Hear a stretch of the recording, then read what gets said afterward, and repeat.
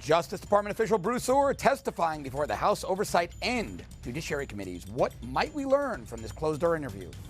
Plus, Roger Stone is back in the news why he's denying he briefed the president on when WikiLeaks was going to release Hillary Clinton's emails. And President Trump announces a new trade deal with Mexico. Will Canada join in the new agreement? Well, we're going to be talking about all that and so much more right here on this second hour of America Talks Live.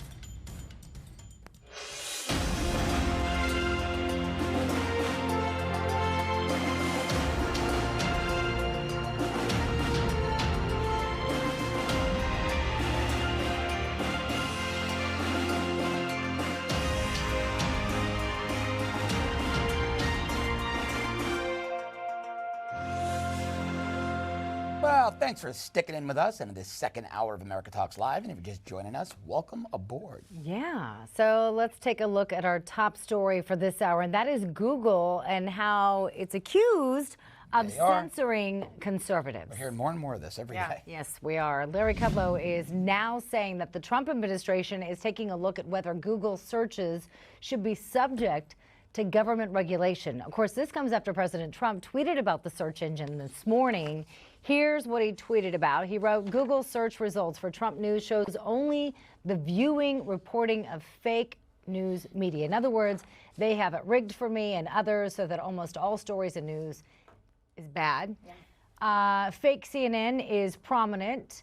Republican, conservative, and fair media is shut out. Illegal. 96% of results on Trump news are from national left-wing media. Very dangerous. Google and others are suppressing voices of conservatives and hiding information and news that is good. They are controlling what we can and cannot see. This is a very serious situation. Will be addressed. President Trump appears to be referencing this report from PJ Media. It found that Google is overwhelmingly biased in favor of left-wing news outlets, while excluding conservative media. PJ Media also found Google favors CNN above all others, and the network dominated the search results for the keyword Trump, with nearly twice as many results as the second-place Washington Post, which is not exactly a friendly entity either.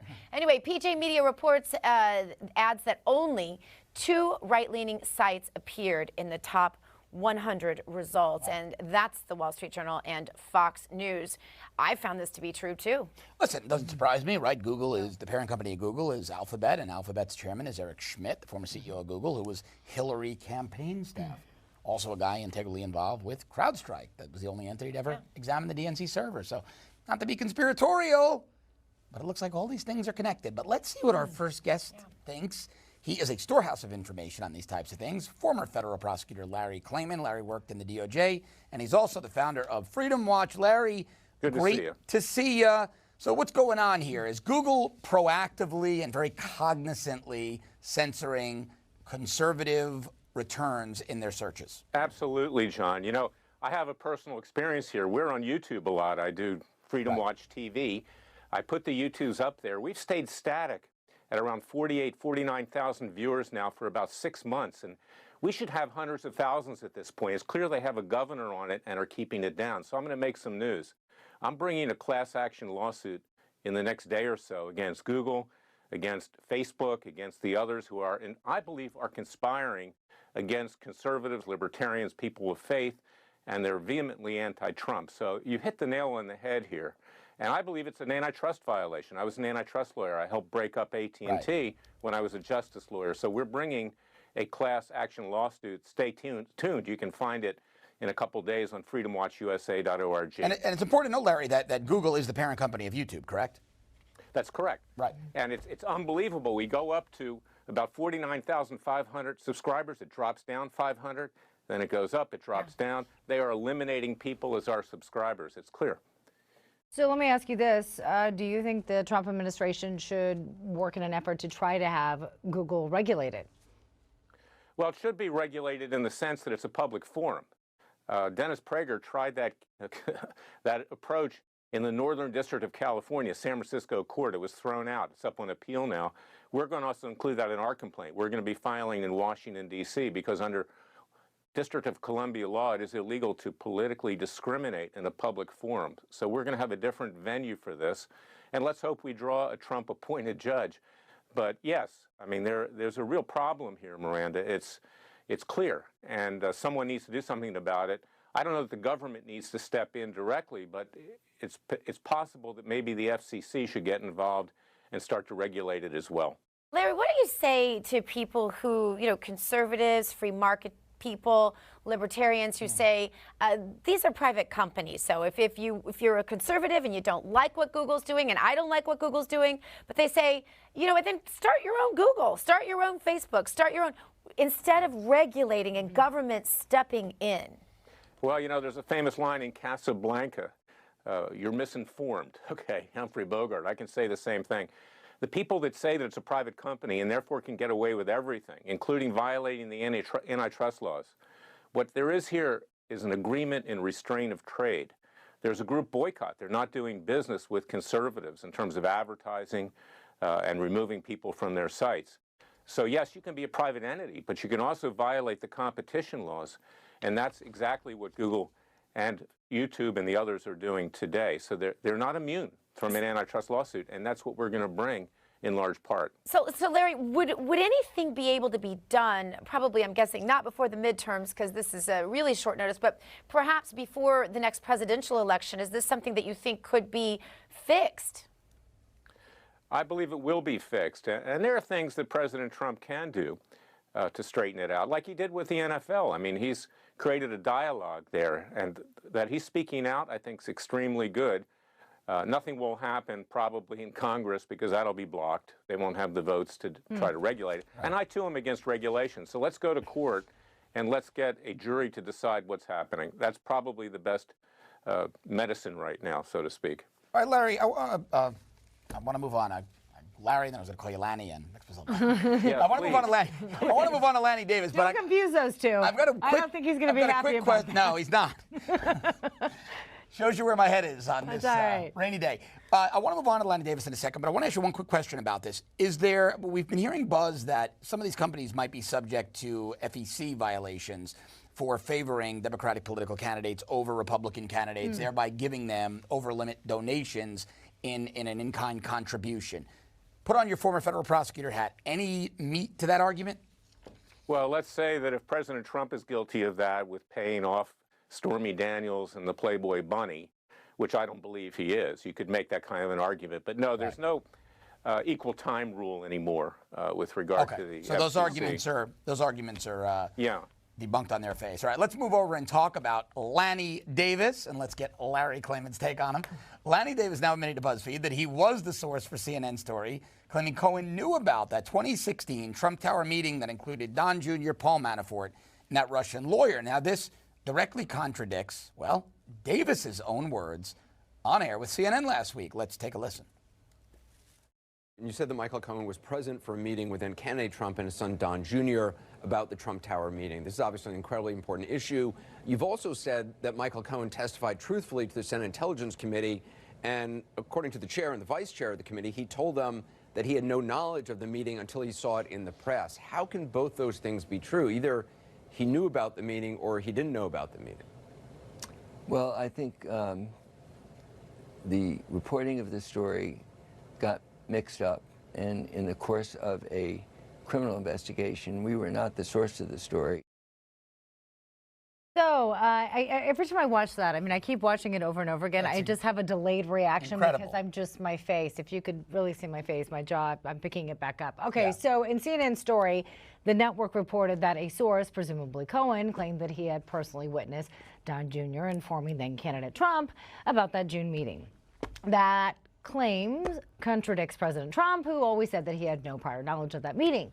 The CNN article is also misleading because it claims it reached out to Davis for comment, but he declined to do so. So just take it all in. Right. But wait, there's more. Meanwhile, the FBI reportedly leaked stories to the press to get warrants to spy on people. The Daily Caller is reporting that a special agent whistle blew. He broke that news to Congress earlier this month. That source told the website, a source rather told the website that Agent Jonathan Moffa more or less admitted that the FBI and the DOJ have previously leaked info to the press, then taken those stories from the press, the stories they created with their leaks, and used those as justifications for FISA warrants. Now, this comes as North Carolina Congressman Mark Meadows had this to say about the report. Congressman Meadows said, quote, he tweeted actually, quote, we've learned new information suggesting our suspicions are true, that the FBI and DOJ have previously leaked info to the press and then used those same press stories as a separate source to justify FISA's. Unreal. Tomorrow's, meaning today's, Bruce Orr interview is even more critical. Did he ever do this? Today, the Oversight Committee and House Judiciary Committee will interview Orr, that number 4 man at the Justice Department, who was in close contact with dossier author Christopher Steele. I mean, Larry, isn't this the very definition of manufacturing evidence? Isn't this in and of itself a crime? Well, Lanny Davis, Bruce Orr, they both manufactured evidence. Let's start with Lanny Davis. I know Lanny Davis a long time, not as a friend, believe me. I sued him when I was running Judicial Watch for defaming some of my clients. He's not an ethical person. And I predicted this on your show last week, that he was going to get caught with his hand on the cookie jar because he sold Michael Cohen down the river because he's such a Clinton Democrat partisan. He couldn't help himself. Michael Cohen's now facing 3 to 5 years because Lanny Davis has used him to get to President Trump. Now, with regard to Bruce Orr, I have a history with him too, is that back in the early 2000s, Bruce Orr was assigned by then Attorney General John Ashcroft under George W. Bush, if you can believe that, and Michael Chertoff, who was head of the criminal division, to investigate illegal fundraising by Hillary Clinton in the Hollywood tribute to Bill Clinton that was put on by my client, Peter Paul. $2 million of hard money was raised. That's illegal. That was about $1,998,000 over the limit. Right. So consequently, Bruce Orr was in charge of that. I worked with Bruce Orr. He assured me that he would look at this carefully. In fact, I went to Brazil. Wait, Larry, is this when you were still a federal prosecutor? No, it's when I was running Judicial Watch. Okay. Because Peter Paul had the goods on the Clintons to put them away once and for all. He had canceled checks, thank you notes, thank you for helping me get elected senator from Hillary and from Bill Clinton. So he covered that up. And instead of indicting Hillary Clinton, they wound up indicting Peter Paul, if you can believe that. And Peter wound up doing 10 years in prison. On what charges? He was indicted for securities and bank fraud. He was allegedly using Stan Lee Media. Peter had resurrected Stan Lee, the creator of Spider-Man. So Bruce Orr, it's nothing new. His partisanship and his gamesmanship is that I've been trying to get the story out. Thank God for Newsmax, because you're breaking it first. Larry, what was Bruce Orr's role at the DOJ at that point? He was the head of the crime task force. Same thing he is today. Wow. All right, Larry, on that topic exactly, the Clinton corruption, I want to get your take on this story that came out of the Daily Caller. The website reports that China hacked Hillary Clinton's private email server. A Chinese company wrote code that was embedded in the server, which was kept in Clinton's residence in upstate New York. Now, the code reportedly made an instant copy for nearly all of her emails and forwarded them to this Chinese company. But where's the media on this? Where are the courts on this? Where's the indictment? And where's the indictment exactly? Let me tell you where the courts are. I have a case. It's the day of my cases on Newsmax against Hillary Clinton for wrongful death and defamation over the deaths of Ty Woods and Sean Smith, 2 of our heroes who died with Ambassador Chris Stevens. The allegations in that complaint say that the private email server was hacked.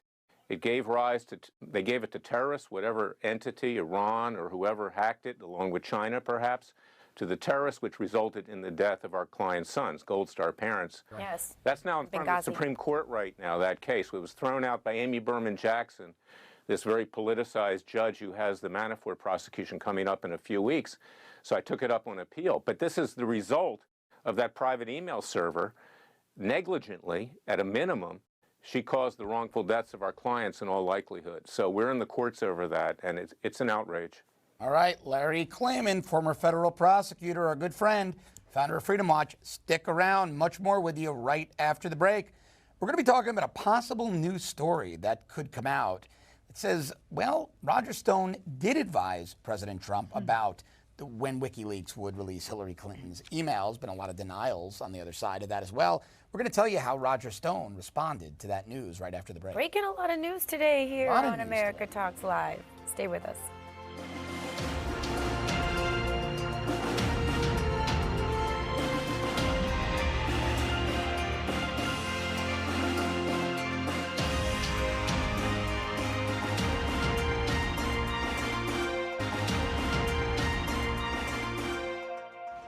This is Roger Stone. Somebody has been pushing a fake news story, first with the New York Times, then the Washington Post, and now with Ronan Farrow of the New Yorker. Someone is saying that they overheard a conversation in which I told Donald Trump in October of 2016 what exactly would be in the WikiLeaks disclosures and when they would be disclosed. This is categorically false. This is exactly the epitome of fake news. Well, you just heard from one of President Trump's former advisors, Roger Stone, some you've seen here on this program and others on Newsmax. Now, Roger Stone is a reporter for The New Yorker. Ronan Farrow is working on a story in which he claims that Roger Stone told the president when WikiLeaks was going to release Hillary Clinton's emails and what was going to be in them. But as you just heard Roger Stone, he denies that he has ever briefed the president on the issue, categorically denied it. So that's where I want to bring back in former federal prosecutor, our good friend Larry Klayman. Larry, who do you believe here, Ronan Farrow's source or Roger Stone? Probably neither in some ways. I'll tell you, I mean, I know Roger for a long time. I once represented him a long time ago with some issue that he got involved with at the convention in 1996 in San Diego. I'm not going to get into the specifics for attorney-client privilege, but, you know, Roger promotes himself, and sometimes he says stuff for effect. And let's put it this way, even if he told the president that, that's not illegal. That's not a crime.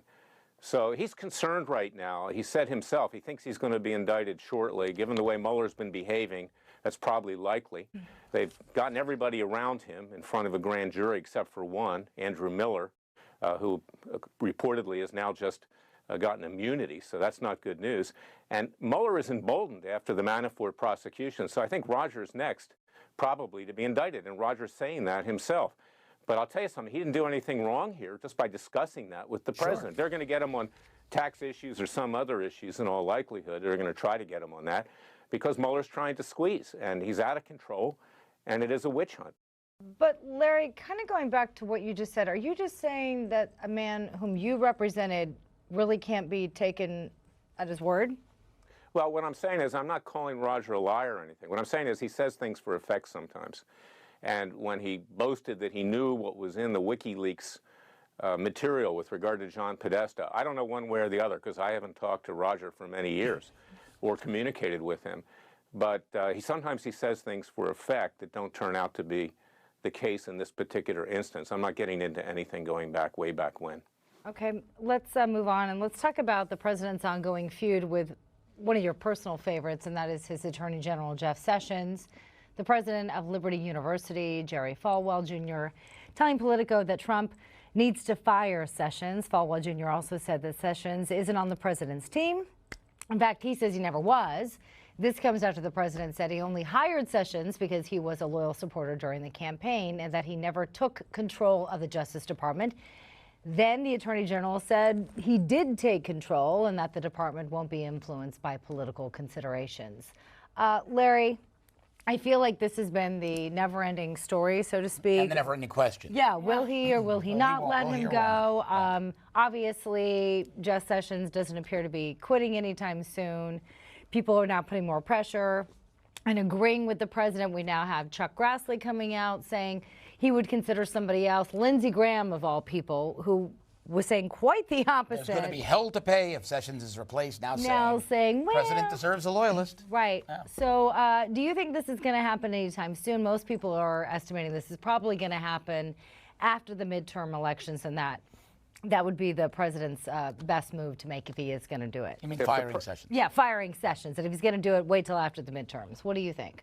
I say it's 50-50. If I was the president, I would ask for his resignation now. Bring him over to the White House. Say, you've not been loyal to me. You're not doing your job. A consensus is building that you need new leadership at the Department of Justice, to say the least. My alma mater. I'm just disgusted by the way it's behaved under Sessions and before that.